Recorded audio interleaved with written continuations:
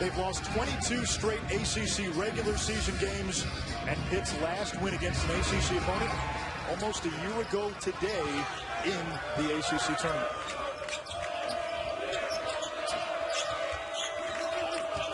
Marcus Carr controls for Pitt, and an early turnover. Matt Farrell also missed time with an injury this season for Notre Dame, 5 games with an ankle.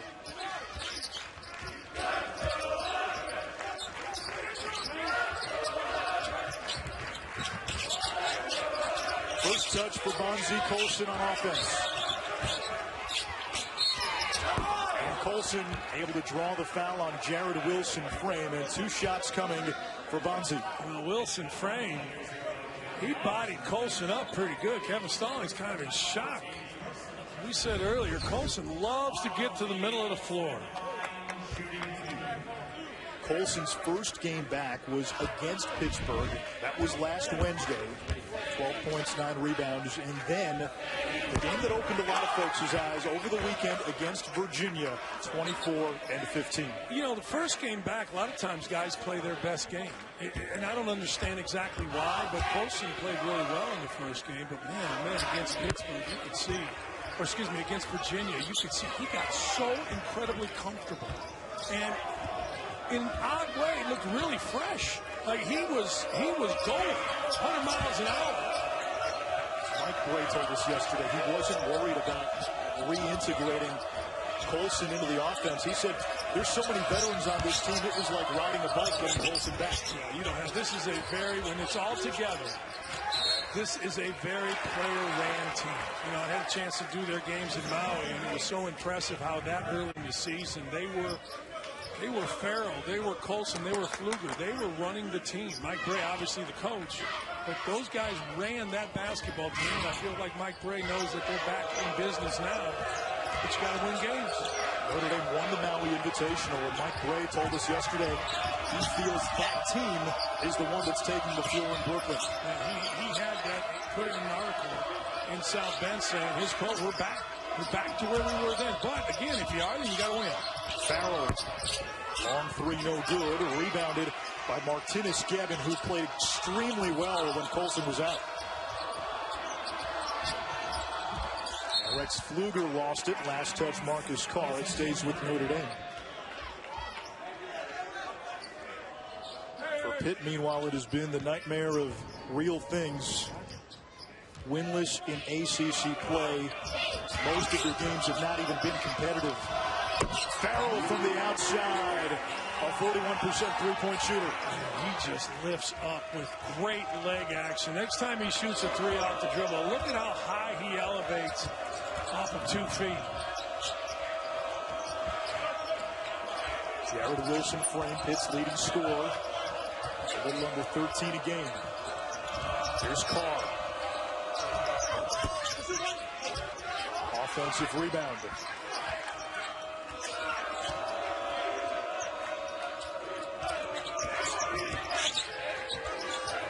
Into the corner, Cameron Davis. Dan, how important is it for Notre Dame not just to win this game? Obviously, they need to win to stay in the tournament picture as Pfluger hits the 3, but to win with conviction. I don't know if I can hit him. You know, you mentioned it earlier, even before we went to break, how important is it to win handily. I think for all these bubble teams, you've got to show that you are who you're saying you are. In Notre Dame's case, they're trying to convince people that we're the same team that won Maui.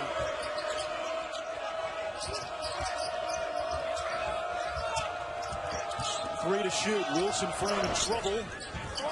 And that is going to be a basket. Yeah, that was goaltending on Notre Dame, and it wasn't intentional. It was. Yeah, I think Gavin helped that ball go in. Yeah, he caught it on the way down. TJ Gibbs has had a nice season for the Irish. 10 and white. Almost 16 a game.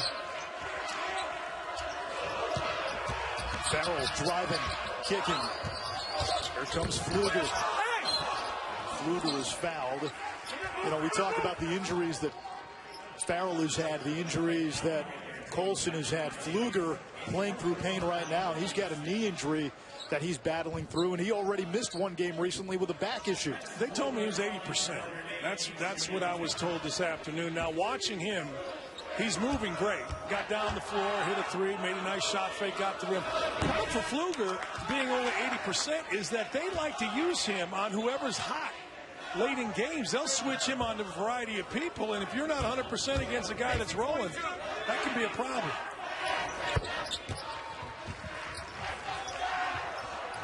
Jonathan Milligan into the game for Pittsburgh, fifth-year senior.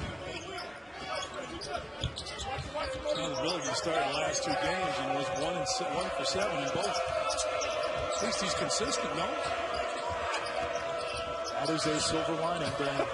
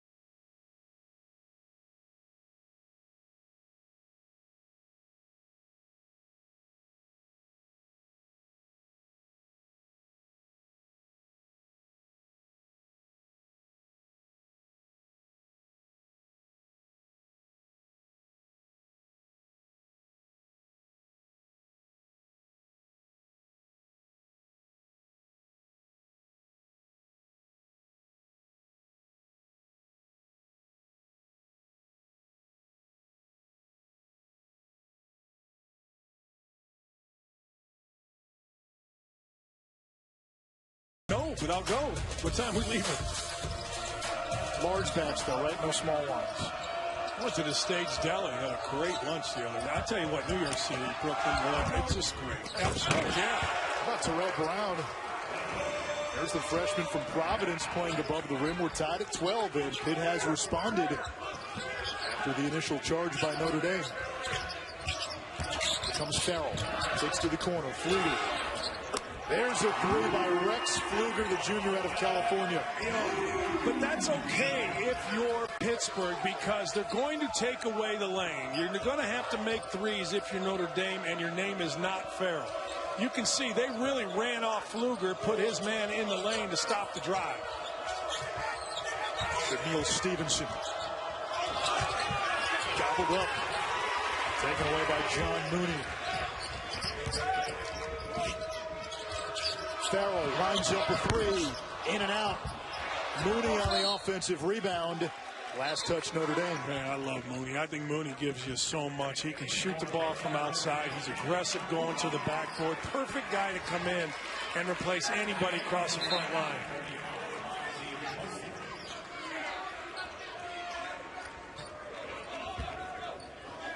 Think of what Mike Brey had to deal with this season. 21 games without his top two scorers, Colson and Farrell. Well, we say it all the time. Guys can get hurt. It's just not the wrong guys in Notre Dame. If you're going to pick two guys not to have get injured, those are the two. There's Stevenson.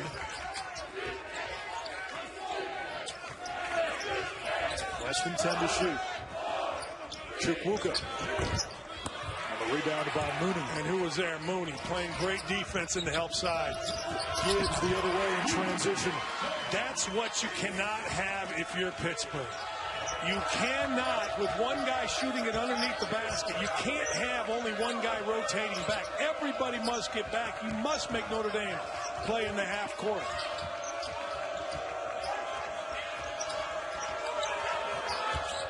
Neil Stevenson shooting 50% from the floor in conference, and he is canceled by Colson. Hey, that was pretty nice by Colson, but this is what you cannot do. You cannot jog back. You've got guys going back. The winner of this game gets Virginia Tech tomorrow. Notre Dame, one of Joe Lunardi's first four outs, needing a win to keep their tournament hopes alive. Stewart, back iron. Farrell the rebound, has it knocked away. Good hustle, Kenneth Chukwuka. Chukwuka, a sophomore from Sweden, became a basketball fan by watching NBA highlights on YouTube. Milligan over to Stevenson. He'll fire. They get a foul on the rebound against Pitt. You know, I know that Pitt is 0-18, and I know that this has been a colossal failure thus far. But I got to say, Pitt is playing hard out here, and Pitt has gotten great looks. Kevin Stallings has this team back, but now the key's going to be if Notre Dame goes on a couple bucket run like they did to start the game, will they continue? But man, they are playing hard and they are playing tough.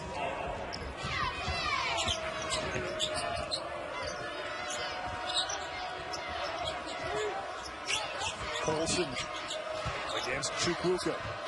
Turnaround.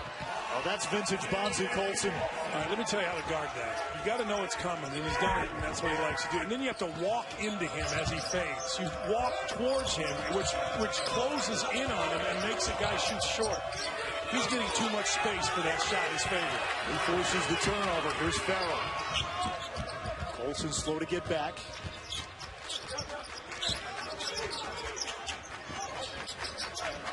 Looking for Colson again on that baseline. That was good defense by Stevenson. He was not letting him get the ball. That's a better way to defend it. Colson gets it on the perimeter.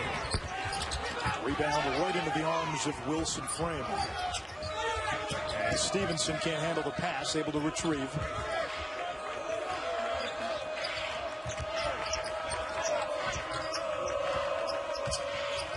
Milligan picked up by Colson, kicks to the corner, extra pass to Carr. And the three good by Marcus Carr, who was shooting just 23% from deep in ACC play after being at 49% in non-conference. Yeah, he's just a freshman out of Toronto. Same thing with Stevenson. You've got a bunch of kids out here that don't know any better than just to battle like crazy. Good for them. Farrell. Pitt basketball. You've got to walk into him when he gets it on the block. Look, watch his separation to his right shoulder. You know, you walk in and you don't put your hand up. You put your hand way up. Colson doing a nice job. We saw a help side block shot. He gets on the floor and he's trying to knock over the coach. Just take his coat. I would imagine that's custom fitted. Probably wouldn't have fit Colson. Stallings should not have pat him on the back. He should have tried to trip him. What are you doing? I don't think Kevin Stallings needs anything like that right now. Get that buyout check.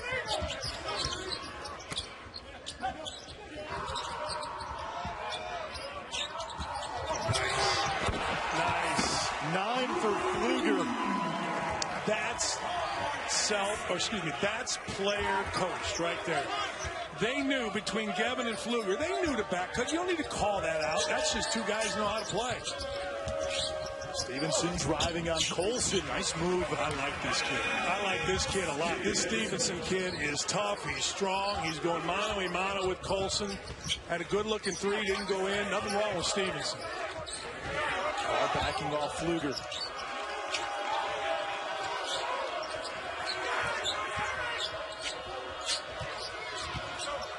Gevin down low. Martinez Gevin has turned into a nice player as a senior, averaging 11 points and 8 rebounds. He averaged 3 points a game last year. And let's be honest, he's going to get opportunities one-on-one on the block, because with this lineup, you've got to stay with everybody. You can help a little bit off Jogo, but everybody else going to knock in shots, so it's going to give Gevin a little room. Brown to turn around. Knocked out of bounds. It'll stay with Pitt. Rex Pfluger, 9 points, 3 of in league play, 22 straight ACC losses. And you look at this season, Pitt is losing its ACC games by an average of more than 19 per contest. So you're saying? I'm saying Lloyd Christmas has had better chances. I'm saying this. I'm saying, I know that Pitt fans were all upset with Jamie Dixon. I remember doing the NIT game there a couple years ago, and all the whining. Be careful what you wish for. I mean, be very, very careful with your program. When you've had a guy that had that kind of success, be careful what you wish for. I think Kevin Stallings is a terrific coach, but this, thus far, hasn't gone remotely well. We had Boston College earlier, and we brought up BC a couple of years ago, was 0-18. But they had a Jerome Robinson, and then they were able to get a Kai Bowman, and Jim Christian could sell hope. Who's the guy that Pitt has that you can build around, that you look at and say, this guy can be a star in the ACC? Well, I don't know that it has to be one guy, but I like what I've seen out of Stewart. I mean, you mentioned that he's going to be the all-time freshman three-point leader, breaking Sean Miller, who was terrific. Marcus Carr looks like a kid that can play in the league. I think Stevenson as well. Now, are they going to be as good in 2 years as we've seen out of Boston College? I don't know, but if you're Pittsburgh, that's what you hope for. You hope that you point to, hey, look, BC went through this. We're going through this. Next year, I think if everybody comes back for BC, you're talking about a tournament team. But the issue with Pitt is BC didn't really have much success with Christian's predecessor, Steve Donahue. Pitt has been accustomed to success with Ben Howland and Jamie Dixon for a long time. 7 years ago, Pitt was a #1 seed in the NCAA tournament. 7 years later, they're winless in conference. So with a new coach, I think you expect some kind of course correction. Maybe there's going to be some bumps.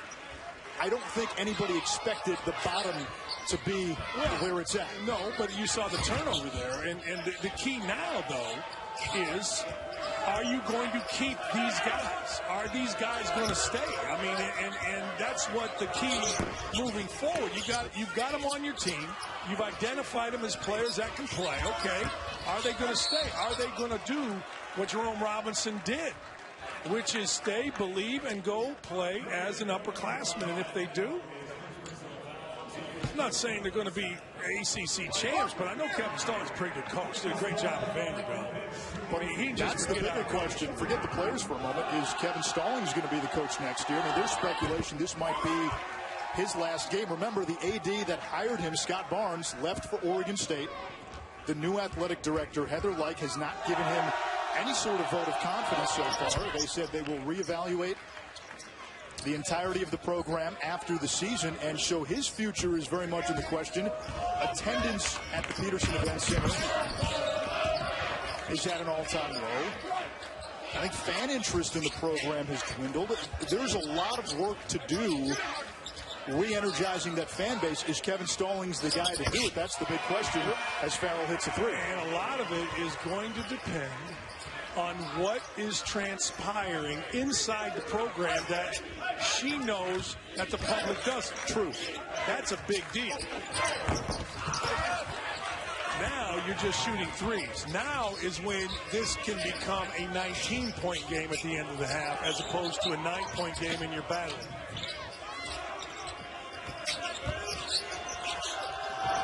Given the turnaround, fighting for the rebound, gets it back. Back by Brown. You see everybody stood outside with their own man, and Pittsburgh's going to make Gavin make some shots. Stewart's three not there. Gavin another rebound, and we get a foul down low as Colson hit the deck. We'll get Terrell Brown his second. You know, when you're an athletic director, you need to have, regardless of how successful your program is, in your top drawer 5 people that you want to replace your coach. Not that are going to replace, and I probably said that wrong, maybe that you don't want to replace your coach, but that you would go after should you have to make a change.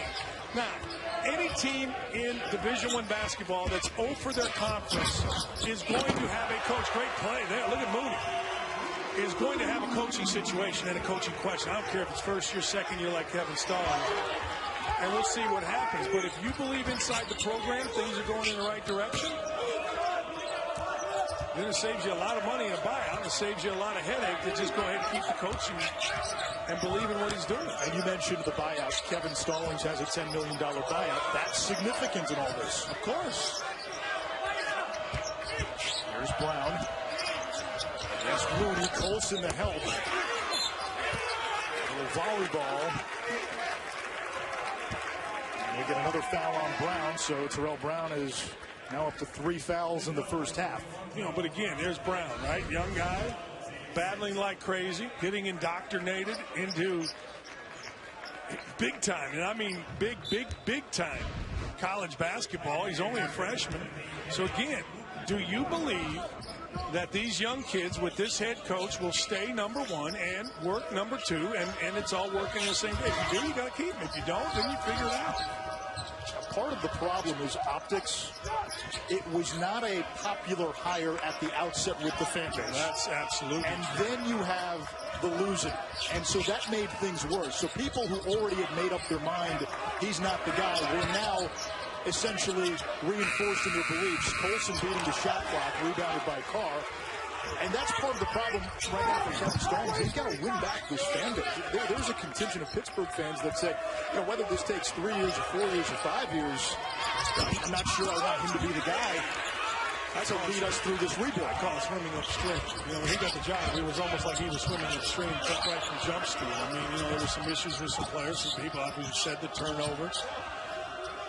And the losing, which cures all, also exasperates the situation as well. They're hustling. I'll tell you what, they're playing hard. They're playing hard.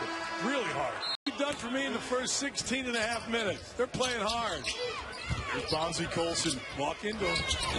Got to be the shoes. You got to know he's turning to his right shoulder, don't you, at some point? And you just know it. And if he beats the left shoulder, once he picks up his dribble, good for him.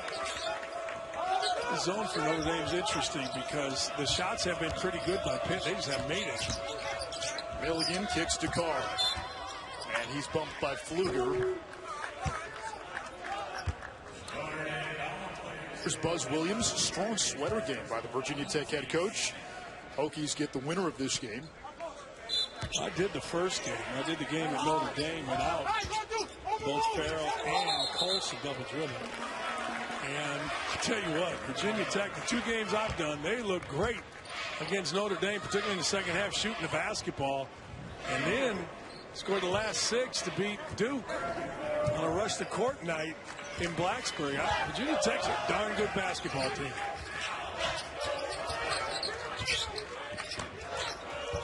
Colson against Stevenson. Now Gibbs. Gibbs' brother Ashton played at Pitt. Hands of Colson to Pitt. Colson was cutting to the basket, and Pfluger thought he was staying in the corner. A little miscommunication. You just don't see that a whole lot.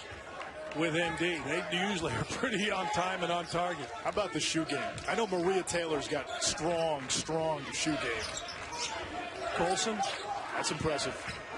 I'm glad someone's actually battling against me now. Manish, you and Dan will really not bring anything to the table, so shoe game challenge. Yeah, I've got a pair of Nikes that have gone through sleet, snow. I got no game. I think Maria's the only one in this group that could pull off Colson's shoes. I'll take that. Cookies and cream. Well, there he is again. Bonzie Colson. He's got 9. Yeah, you could put those down, Dan. Dockich just put his shoes up on the table. Are you wearing athletic socks? Hey! I wear wool socks because when I travel, my ankles get cold. We're indoors, right? Farrell from the outside. It's a 16-point lead. How well does he lift up? How well does he come up quick into the shot? His dad is listening to a little Bon Jovi and taking in the game, but man, he lifts up quick. Milligan over to Carr. Foot was on the line. Marcus Carr will shoot free throws. Said tomorrow, everybody in the truck and everybody out here wears the same shoes as Maria. I think that we should, in a show of unity. Look at that. There you go. Whoso is a man is a nonconformist. Manish, we really need Dan to stop being the get off my lawn guy. Get with the times. Right. Show your personality with your kicks. That's a thing now. You want to see my kicks? See those? Let me see those. I've just got standard monk straps. Yeah. I mean, I've got standard monk straps. Although sock game, I went strong with the sock game. You did, I suppose. Either that or you were in the dark. I brought the sock game. That's about it. I think you didn't turn the light on in your hotel room, and next thing you know, I'm wearing these? No, you know what happens? Usually my wife picks out my clothes because she doesn't trust me to do it. So this was a rare occasion. I had to dress myself. They look good. Get a free bowl of soup with those things? Depends what time of day.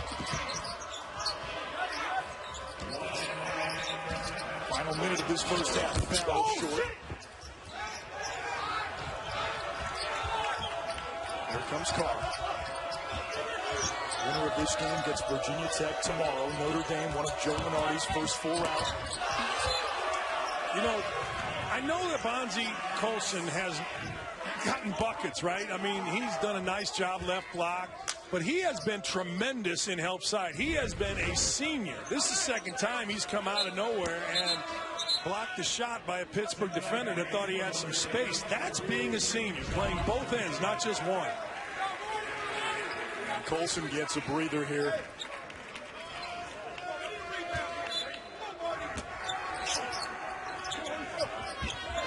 Points, 4 of 6 for Colson in this first half.